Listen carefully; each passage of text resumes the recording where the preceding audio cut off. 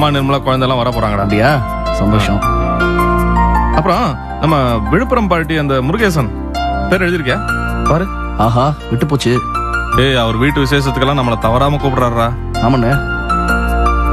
அப்புறம் நம்ம பிசினஸ் லைன்ல எல்லாரும் பேரையும் எழுதிருக்கியா பாரு. யாரையாவது விட்டுற போறோம். அண்ணே, நம்ம குமரன் ஏஜென்சிஸ் குமரேசன் அண்ணே. ஆமாண்டா, முக்கியமான ஆள்டா. எழுதுறா முதல்ல. அப்புறம் லிஸ்ட்லாம் ஒரு தடவை பக்காவை செக் பண்ணிடுறா. முக்கியமா யாரையாவது விட்டுற போறோம்.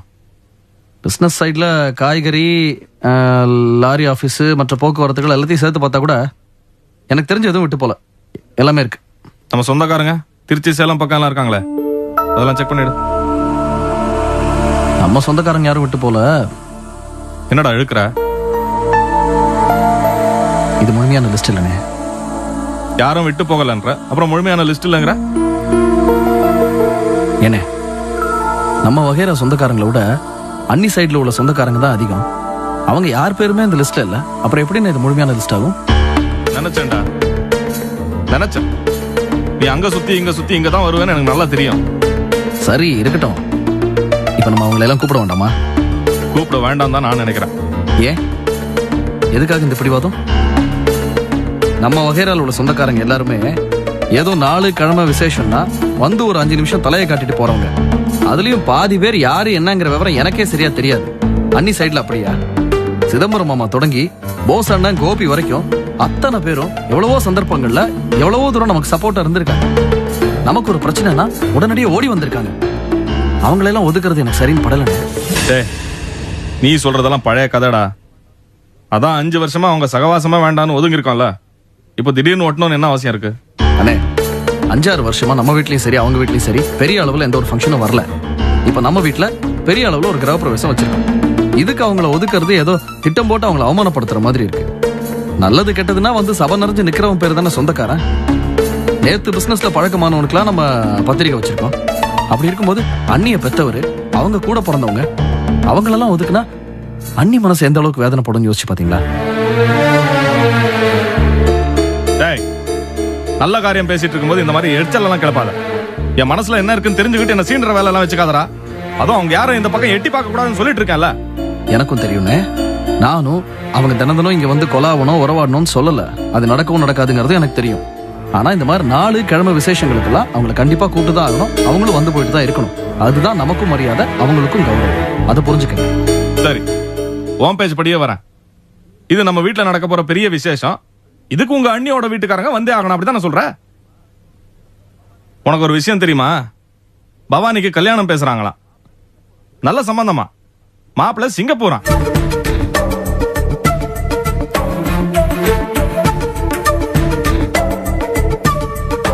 அந்த வீட்டுல போஸுக்கு அடுத்தபடியா நான் தானே மூத்த மாப்பிள்ள.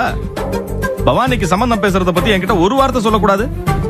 அதான முறை, அதுதானே நியாயம். நீ சொல்ற சொந்தம் பந்தம் வெங்காயத்துக்கெல்லாம் அதுதானடா மரியாதை.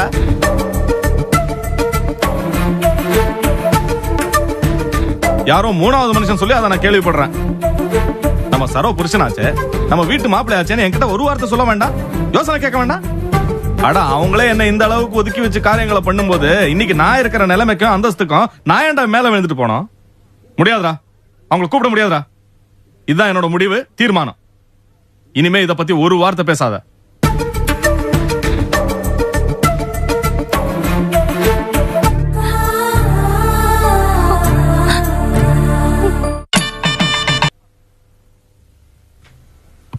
விஜய்க்கு என்னாச்சு? ஒண்ணும் இல்லப்பா, வேலைக்கு சாப்பிடுறது இல்லைல்ல, அதான் டாக்டர் வந்து ட்ரிப்ஸ் எழுதிருக்காரு. ஒழுங்கா சாப்பிட சொல்லிருக்காரு. கொஞ்சம் பாத்துக்கப்பா.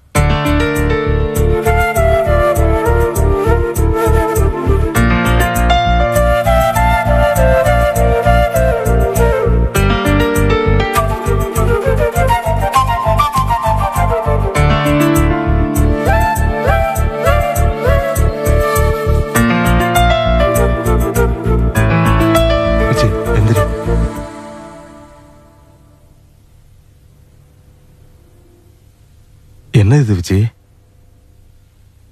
ஏன் உன்னையே கஷ்டப்படுத்திக்கிற? டாக்டர் அம்மா என்ன சொன்னாங்கன்னு பாத்தியா? நீ டயத்துக்கு சாப்பிடாம வயிற்ற காயப்பட்டதுனாலதான் இவ்வளவு பிரச்சனையா. இதெல்லாம் நீயா வரவழைச்சுக்கிறதா விஜய்.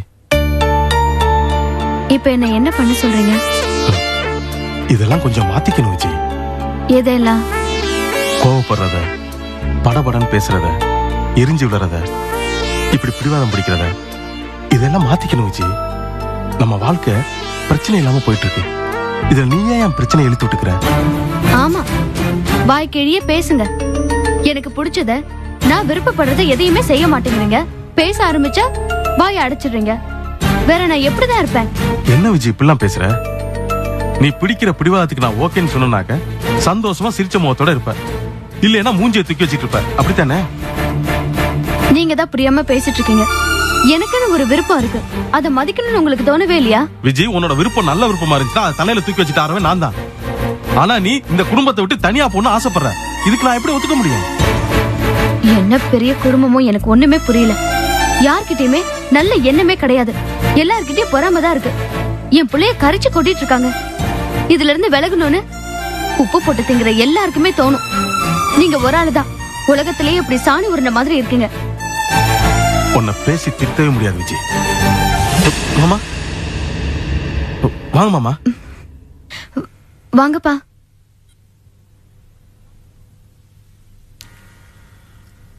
உள்ள நடையும்போது சந்தோஷமா தான் வந்தேன். நீங்க பேசுனதை கேட்ட அப்புறம் தான். அப்படிலாம் ஒண்ணு இல்ல மாமா, நீங்க எதுவும் கவலைப்பட வேணாம். நாங்க நல்லா தான் இருக்கோம். இப்ப கொஞ்ச நாளா தான் எங்களுக்குள்ள இப்படி ஒரு பிரச்சனை ஓடிட்டு இருக்கு. என்ன பிரச்சனை? இல்ல விஜய் திடீர்னு தனி கொடுத்தனும் போன்னு ஆசைப்படுது. இதை என்னால எப்படி மாமா ஒத்துக்க முடியும்? என்னம்மா இதெல்லாம்? மாமா என்னை விடுங்க. நீங்க எல்லாம் தெரிஞ்சவரு, நியாயம் தெரிஞ்சவரு. நீங்க சொல்லுங்க மாமா. இவ்வளவு நாள் எல்லாரும் ஒன்னா வாழ்ந்துட்டு இப்ப திடீர்னு அப்பா விட்டுட்டு கூட பிறந்தவங்களை விட்டுட்டு தனியா வாடான்னு சொன்னா என்னால எப்படி போக முடியும்? என்னை பத்தி விஜய்க்கு நல்லா தெரியும். நான் இதுக்கெல்லாம் ஒத்துக்கிற ஆள் இல்லைன்னு. இவ்வளவும் தெரிஞ்சிருந்தோம் வீம்புக்குனே தனி கொடுத்தவன் போகணும்னு பிடிவாதம் பிடிச்சா நான் என்ன பண்றேன்னு சொல்லுங்க. ஒண்ணுமே புரியல மாமா. தயவு செஞ்சு நீங்க தப்பா நினைச்சிருக்கீங்க மாமா. கல்யாணம் பண்ண இத்தனை நாள்ல எங்களால ஒரு பிரச்சனை உங்க முன்னாடி வந்து நிக்க கூடாதுன்னு நினைச்சேன். எதிர்பாராத விதமா முத உங்க முன்னாடி நிக்கிற மாதிரி ஆயிப்போச்சு. நீங்க பேசிட்டு இருங்க மாமா, வந்துறேன். என்ன இதெல்லாம்? எவ்வளவு நல்ல மாப்பிள்ள. அவர் எப்படி மனநோத்து போய் பேசிட்டு போற பத்தியா? இப்படி நடந்துக்கிறது? இத்தனை ஒத்துமையான குடும்பத்துல இருந்து தனி கொடுத்து போன பிடிவாதம் மட்டும் நான் வளர்த்தப்பட்டா நீ? அப்பா, நான் இப்படி பேசுறேன்னு வருத்தப்படாதீங்க. இங்க இருந்து எவ்வளவு தடவை பிரச்சனை ஆகி நான் நம்ம வீட்டுக்கு வரப்பெல்லாம் நீங்க என்ன சொன்னீங்களோ அதைத்தான் நான் இப்ப செஞ்சுட்டு இருக்கேன். என்ன சொன்னேன்? எவ்வளவு பிரச்சனை வந்தாலும் நீ இங்கதான் இருக்கணும், நம்ம வீட்டுக்கு வரக்கூடாது அப்படின்னு சொன்னீங்கல்ல, நான் அதைத்தான் பண்ணிட்டு இருக்கேன். நான் என்ன சொன்னேன், நீ என்ன சொல்லிட்டு இருக்க? அப்பா, இங்க இருக்கிற பிரச்சனை என்னன்னு உங்களுக்கு எதுவுமே தெரியாது. நான் தனியா போறேன்னு சொல்றதுக்கு காரணமே என் புள்ள வாழ்க்கை நல்லா இருக்கணுங்கிற ஒரே காரணத்துக்காக தான். ஓஹோ, உன் புள்ள மேல உனக்கு மட்டும் தான் அக்கறை, கோபி மாப்பிளைக்கு அக்கறை இல்லைங்கறியா? அப்பா, பொண்டாட்டி புள்ளைய விட இந்த வீட்டுல இருக்கிறவங்க மேலதான் அவருக்கு அக்கறை அதிகமா இருக்கு. நல்ல விஷயம் தானே? நல்லதான்ப்பா, இவரும் நல்லவர் தான். ஆனா எனக்குன்னு ஒரு விருப்பம் இருக்கு. அதை சட்டம் பண்ணாம இருந்தா எப்படிப்பா? ஏமா, சரோவுக்கும் லீலாவுக்கும் இல்லாத சோதனையா உனக்கு வந்திருக்கு. என்னைக்காவது அவங்க இப்படி பிடிவாதம் பிடிச்சிருக்காங்களா புருஷனோட தண்ணி கொடுத்து போகணும்னு? உனக்கு மட்டும் ஏன் இந்த புத்தி? அப்பா, உங்க குணத்தை பத்தி எனக்கு நல்லாவே தெரியும். உங்க பொண்ணுங்க பக்கம் நியாயமே இருந்தா கூட அத பத்தி யோசிக்காம தனிஞ்சு போங்கன்னு எங்களதான் கட்டாயப்படுத்துவீங்க. தயவு செஞ்சு இனிமே இந்த விஷயத்துல தள்ளிடாதீங்க.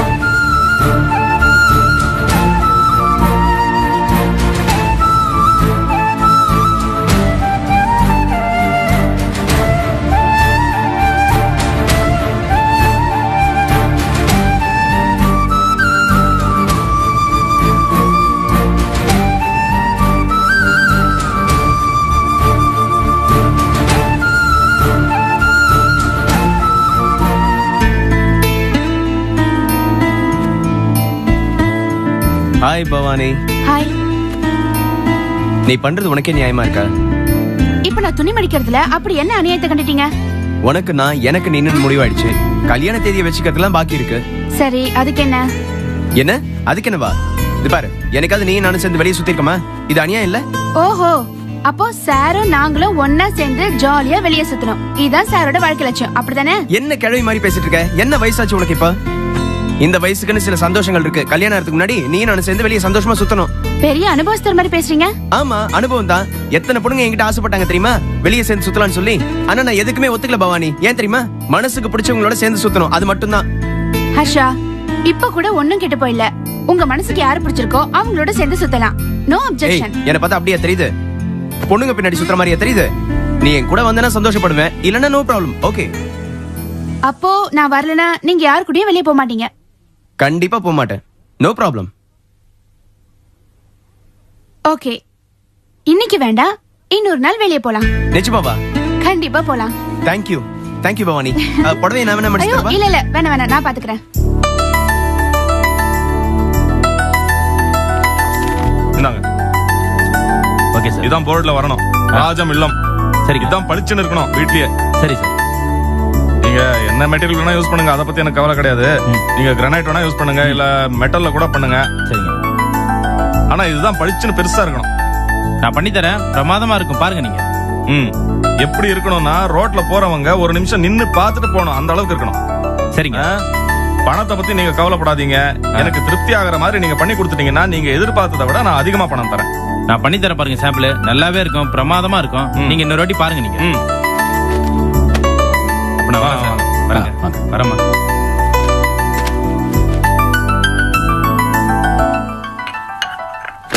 என்னடி, உங்க அப்பா 4 பொண்ணுங்களுக்கும் கல்யாணம் பண்ணி கொடுத்தாருல, அதுல ஏன் அளவுக்கு யாராவது இருக்காங்களா? சொந்த வீடு, காரு, பிசினஸ், லாரி ஆபீஸ், அது இதுன்னு உங்க அப்பா பெருமையா சொல்லிக்கலாம். மாப்பிள மாணிக்க மாப்பிள, என்னோட மாப்பிள அப்படின்னு. ஆனா பாவம், அவருக்கு தான் அந்த குடுப்பனை இல்லாம போச்சே. உங்க வீட்டுல இருக்கிறவங்க சில பேரோட கெட்ட எண்ணங்களால எங்க அம்மா என்ன பிரிஞ்சு இருக்கிற மாதிரி ஆயிடுச்சு. ஆனா இப்ப எப்பவும் எங்க அம்மா கூடயே இருக்கணும், அவங்களோட பேசிக்கிட்டே இருக்கணுங்கிற உணர்வு வரணுங்கிறதுக்காக தான் அவ்வளவு பெரிய வீட்டை கட்டி அதுக்கு ராஜமில்லம் அப்படின்னு பேரை வைக்க போறேன். ராஜமில்லம் நல்ல கம்பீரமா இருக்குல்ல கேக்குறதுக்கு.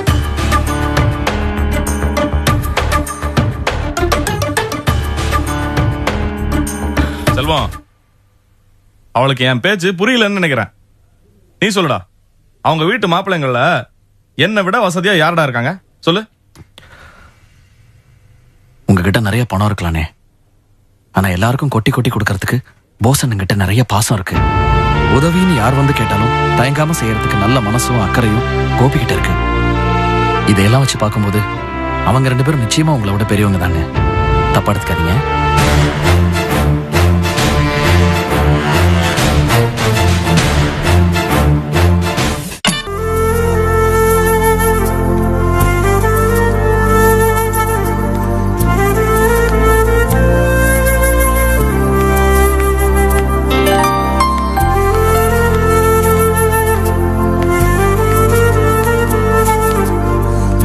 ரமேஷ், சாப்பிட்டீங்களா? இப்போ நீங்க ஒரு நார்மலான மனுஷன் ஆயிட்டீங்க. இத்தனை நாள் உங்களை ஆட்டி படிச்சிட்டு இருந்த ஒண்ணு இப்ப உங்களை விட்டு விலகிடுச்சு. என்ன அப்படி பாக்குறீங்க? என்னால இதை நம்ப முடியல. எப்படி நடந்துச்சுன்னு யோசிச்சு பார்த்தேன். பிரமிப்பா இருக்கு, பேச்சே வரல. இனிமே நீங்க சிங்கப்பூருக்குள்ள போக முடியாது, அதுக்கு அனுமதி கிடையாது. இங்கிருந்து ஏர்போர்ட்டுக்கு போய் டைரக்டா இங்க சென்னைக்கு தான் போக முடியும்.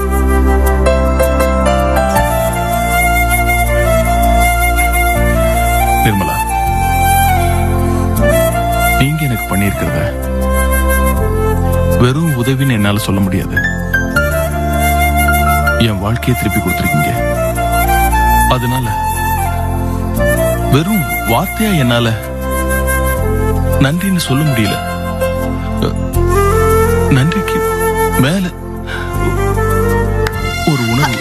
என்ன நிமிஷம் இதெல்லாம்? நான் பண்ணது ஒரு சாதாரண காரியம், அது என்னோட கடமை. நீங்க குணமாயிட்டீங்க, எனக்கு அது போதும். எக்ஸ்கியூஸ் மீ மேம், நாளைக்கு ஆஸ்திரேலியாவிலேருந்து 2 சைக்காட்டிஸ்ட் வராங்க. ஸோ எனிவே நாளைக்கும் நாளைய மறுநாளும் மீட்டிங் இருக்குன்னு இன்ஃபார்ம் பண்ண சொன்னாங்க. நாளைக்கு நாளை மறுநாளுமா? ஆமாம். நாளைக்கு நான் சென்னை கிளம்பலாம் டிசைட் பண்ணிருக்கேன். சாரி மேம், நாளைக்கு நடக்க போற மீட்டிங் ரொம்ப முக்கியமான மீட்டிங். அதனால சென்னைக்கு போறத ஒன்னா ரீகன்சிடர் பண்ணுங்க. Okay, thank you ma'am. அண்ணன் சென்னையில வீடு கட்டியிருக்காங்க. அதோட கிரகப்பிரவேசத்துக்கு நானும் அம்மாவும் நாளைக்கு நீங்க போற அதே ஃபிளைட்ல வரலான்னு இருந்தோம். எனக்கு இது மாதிரி ஒரு மீட்டிங். அம்மாவை மட்டும் அனுப்புறேன். நடுவில் ஏதாவது ஹெல்ப் வேணும்னா கொஞ்சம் பாத்துக்கிறீங்களா? என்னங்க இப்படி கேக்குறீங்க? கண்டிப்பா நான் பாத்துக்கிறேன். ம், தேங்க்யூ. நான் கிளம்புறேன். நிர்மலா, ம். ஒரு விஷயம் உங்ககிட்ட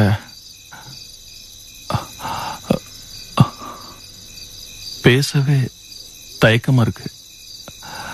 நீங்க சரியா புரிஞ்சுக்குவீங்கன்னா சொல்லுங்க.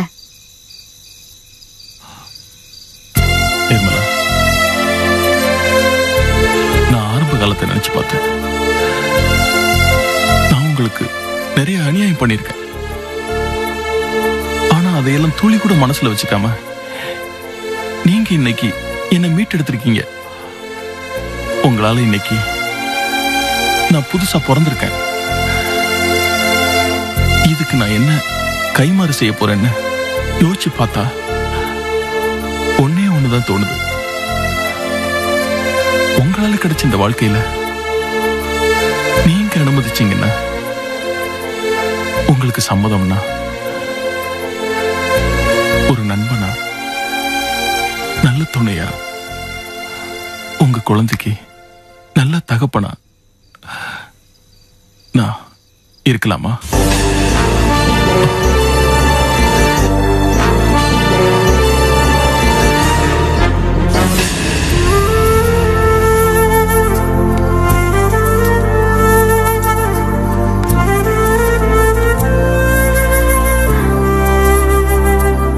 உங்க மனசு புரியுது, நீங்க சொன்ன விஷயங்கள் புரியுது. ஆனா என்னால ஒத்துக்க முடியாது. இது என்னோட தொழில். உங்களை குணமாக்குறது என்னோட வேலை. கிட்டத்தட்ட நான் ஒரு நர்ஸ். That's all. உங்க இடத்துல வேற யார் இருந்தாலும் நான் அதை தான் செஞ்சிருப்பேன். தேவையில்லாம மனசு போட்டு குழப்பிக்காதீங்க. நீங்க ஏதாவது நன்றி உணர்ச்சி காட்டணும்னு நினைச்சீங்கன்னா மறுபடியும் இந்த பழக்கத்தை ஆரம்பிச்சிடாதீங்க. அது போதும். நீங்க சொல்றது எனக்கு புரியுது நிர்மலா. இந்த மாதிரி கேட்கறது கூட எனக்கு அருகதை இல்லதான். ஆனா ஒரே ஒரு கேள்வி மட்டும் கேட்கலாமா?